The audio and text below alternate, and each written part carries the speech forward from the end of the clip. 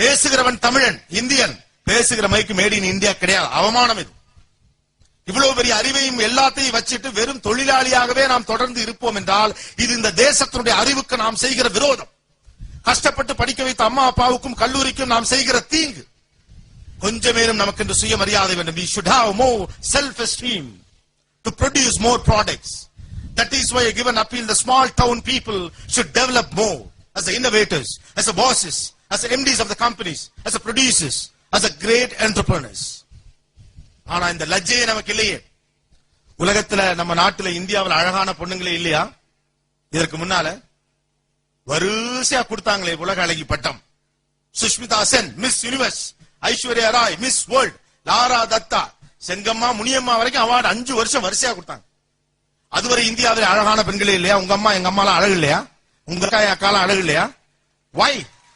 ஏன் உலக நாடுகள் வரிசையாக 5 ஆண்டுகள் இந்தியாவிடம் அந்த பட்டத்தை கொடுக்கிறது, உலக அழகி பட்டத்தை? இதை ஆழமாக ஒரு படித்த இளைஞன் ஏன் யோசிக்கவே இல்லை? The international cosmetic companies wanted to dump their products in India. India மிகப்பெரிய சந்தை என்ற அடையாளம் கொண்டு கொண்ட உலக நாடுகள் தங்களுடைய படைப்பை கொண்டு வந்து விற்பதற்கான சந்தையாக இந்தியாவை மாற்ற முயற்சித்தது.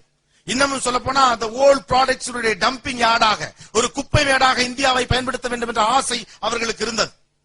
அதான் குடு, வரிசையா குடு. லாரா தத்தா வரைக்கும் உலக அழகி பட்டம். இன்னைக்கு நீங்க ஒரு பொண்ணெல்லாம் கடத்த வேணாம், அந்த பெண்ணுடைய கைப்பையை கடத்தினாலே 3000 ரூபாய் கிடைக்கும். உள்ள பாருங்க இருக்கு. How it happened? சிந்தூர் பொட்டு எங்க போச்சு? ஐடெக்ஸ் கும்கும் எங்க போச்சு? கண்மை எங்க போச்சு? எல்லாம் போச்சு. முதலாளியா இருந்த நாம் இன்னைக்கு தொழிலாளியா வந்து உட்கார்ந்துருக்கோம். உள்ளூரிலேயே உங்களை வைத்துக் கொண்டு உலக நாடுகள் ஆண்டு கொண்டிருக்கின்றன. இதுக்கு வெள்ளக்காரன் இங்க வந்து ஆண்டுட்டு போலாமே, வெட்கமான விஷயம் இது. How it happened? Why no one questions? ஏன் கேள்வியே கேட்க? ஓடிக்கொண்டிருக்கிற இத்தனை கார்கள், எத்தனை கார் நம்ம கார்? எத்தனை கார் மேட் இன் இந்தியா? நீங்க எழுதுற பேனால எத்தனை பேனா மேட் இன் இந்தியா? பயன்படுத்துற செல்போன்ல எத்தனை செல்போன் மேட் இன் இந்தியா? பேசுற மைக்ல எத்தனை மைக் மேட் இன் இந்தியா? பயன்படுத்தக்கூடிய பொருட்கள் எத்தனை made in India? Why not? ஏன் இவ்வளவு பெரிய முதலாளி தேசத்தை தொழிலாளி தேசமாக தொடர்ந்து உலக நாடுகள் வைத்திருக்கிறது? கவனிப்பாரற்றே கிடக்கிறோமே. நல்லதோர் வீணை செய்து நலம் கட புழுதியில் எரிந்தாயிற்று. Have you ever thought about it? Why we are customers? இங்க இருக்கு நொய்யலாறுன்னு ஒண்ணு இப்ப இல்ல, அழிஞ்சு போச்சு. இந்த நொய்யலாற்று ஆற்றின் வழியாக கோயம்புத்தூரில் இருந்து ரோம் நகர் வரை வியாபாரம் நடந்திருக்கிறது. கடல் வணிகம் என்றால் என்னவென்றே தெரியாத காலத்திலிருந்தே பர்மாவுக்கும் இந்தோனேசியாவுக்கும் கப்பலிலே சரக்கு அனுப்பி இருக்கிறோம். ஐரோப்பாவின் பல முனைகளில் இந்திய வியாபாரம் நடந்திருக்கிறது. We were the bosses. We never be just laborers. ஆனா இன்னைக்கு உலக நாடுகள் உங்களை சந்தையாக்கி வைத்திருக்கிறது, அறிவாளிகளை முடமாக்கி வைத்திருக்கிறது. படித்த இளைஞர்கள் யோசிக்காத தேசம் பயப்படுகிற தேசம் என்று சொல்லி இருக்கிறார். படித்த இளைஞர்கள் யோசிக்க வேண்டிய தருணம் இது. ஒரு மைதா மாவு ரொட்டி மேல தக்காளியும் வெங்காயத்தையும் போட்டு பீஸான்னு கொண்டாந்து அவனால உங்ககிட்ட விற்க முடிஞ்சிருச்சு. He has marketed his pizza to you. It's a cultivated taste. We were not familiar with that idea. நமக்கு ஒரு பொருள் சூடாக இருக்க வேண்டும், அது அவிக்கப்பட்டிருக்க வேண்டும், அதுல வந்து இந்த இன்கிரிடியன்ஸ் இருக்குன்னு உடம்பே அதற்கு பழகி இருக்கிறது.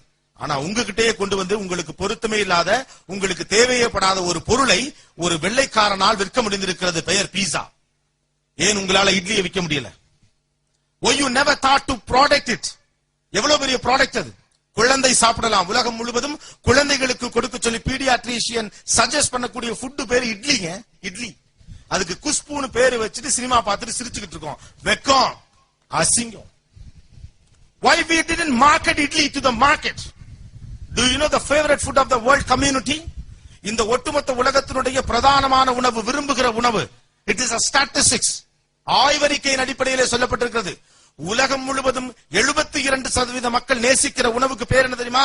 மசால் தோசை. மசால் தோசை தான் உலக மக்களுக்கு பிடித்த உணவு. Have you marketed? பண்ணீங்களா? ஏன் மார்க்கெட் பண்ணல? பீஸாவை மார்க்கெட் பண்ண முடிஞ்சிருச்சு, KFC சிக்கனை மார்க்கெட் பண்ண முடிஞ்சிருச்சு, மெக்டி மார்க்கெட் பண்ண முடிஞ்சிருச்சு, எல்லாத்தையும் வாங்கி திங்க முடிஞ்சிருச்சு நமக்கு. Why we didn't market anything? ஏன் யோசிக்கவே இல்ல? We have lot of exclusive product. ஜூட்டுக்கு இந்தியா மோனோபோலி. ஜூட்டோட மோனோபோலி உங்ககிட்ட இல்ல. ரைஸே உங்க கையில இல்ல. மஞ்சள் தாலியில போடுற விஷயம் நம்ம ஊர்ல பேட்டன் ரைட் உங்ககிட்ட இல்ல. வேம்புக்கு பேட்டன் ரைட் ஒருத்த விலை பேசிட்டு இருக்கான். இதனால நம்ம புதுசா என்னமோ பேசிட்டு இருக்கான், பார்லிமெண்ட் மாதிரி இருக்குல்ல. பேட்டன் ரைட்னா என்னன்னு நான் கவலைப்படல. என் கதவுக்கு ஜன்னலுக்கு ஆபத்து வராத வரைக்கும் எனக்கு கவலையே கிடையாது. நான் பிஇ படிப்பேன், படிச்சுட்டு 25,000 சம்பளத்துக்கு போவேன். எங்க அப்பா ஒரு பிள்ளைய பார்த்து கட்டி வைப்பாரு, 100 பவுன் கட்டாயமா கேட்பேன். கார் மாமனார் வீட்டுல வாங்கி கொடுத்துருவாங்க. ஊர் தாண்டி அரை பக்கத்துல ஒரு வீடு கட்டி மாடியில கட்டில் போட்டு ஆடி புள்ள பத்து செத்து போயிருவேன். சாவலாம் அதுக்கு. Let us die for that. Why? இந்த சுய கௌரவம் நமக்கு வேணும். Let the world market look at you. இவ்வளவு பெரிய ஆதார சக்தியை கையில் வைத்துக் கொண்டு வீணே காத்திருந்தால் வரலாறு நம்மளை கேலி பேசிடும். எவ்வளவு நாளைக்கு கரிகாலன் வரலாறு பேசுவீர்கள்? எவ்வளவு நாளைக்கு சோழ வரலாறு பேசுவீர்கள்? எவ்வளவு நாளைக்கு பாண்டிய வரலாறு பேசுவீர்கள்? எவ்வளவு நாள் மௌரிய வரலாறு பேசுவீர்கள்? எவ்வளவு நாள் காந்தி பேசுவீர்கள்? எவ்வளவு நாள் முர்டாக் பேசுவீர்கள்? என்றைக்கு உங்களை உலகம் பேச போகிறது? Do you want to follow the history or do you want to create a history? Just the question is on you. வரலாற்றை பின்பற்றுகிற சராசரி மனிதர்களாக உங்கள் வாழ்க்கையை நீங்கள் வடிவமைத்துக் கொள்ளப் போகிறீர்களா, அல்லது வரலாற்றை உருவாக்கப் போகிற மாமனிதர்களாக முடிவெடுத்துக் கொள்ளப் போகிறீர்களா? எல்லா மனுஷருக்குள்ளே ஒரு மிருகம் இருக்கிறது, வெளியே கொண்டு வாங்க. இந்த சமூகம் உங்களுடைய வருகைக்காக காத்திருக்கு. உங்கள் சம வயது ஒத்த ஒரு சாமானிய மனிதன் பஞ்சர் ஒட்டிட்டு இருக்கான் ரோட்டு கடையில உட்கார்ந்து. What the mistake he has done. ஒரு சராசரி இந்தியன் படிக்க முடியாம தவிச்சுக்கிட்டு இருக்கான். என்ன கஷ்டம் அப்படி? இவ்வளவு அறிவு இருக்கு, புத்திசாலித்தனம் இருக்கு, உலகத்துடைய மிகச்சிறந்த பூகோளம் இருக்கிறது, உலகத்தின் மிகப்பெரிய ஆபத்துகள் இல்லாத தேசம். சுனாமி என்ற ஒன்றை சந்திக்கும் வரை பெரிய இயற்கை பேரிடரை இந்தியா பார்த்தது கிடையாது. பூகம்பம் குறைவு, சுனாமி குறைவு, அளவுக்கு மீறிய குளிர் குறைவு, அளவுக்கு மீறிய வெப்பம் குறைவு, அத்தனையும் மிதமான ஒரு சீதோஷ நிலை இருக்கக்கூடிய நாடே கம்மிங்க. உலகத்தில் 12 மணி நேரம் இரவும் 12 மணி நேரம் பகலும் இருக்கிற தேசமே குறைவு.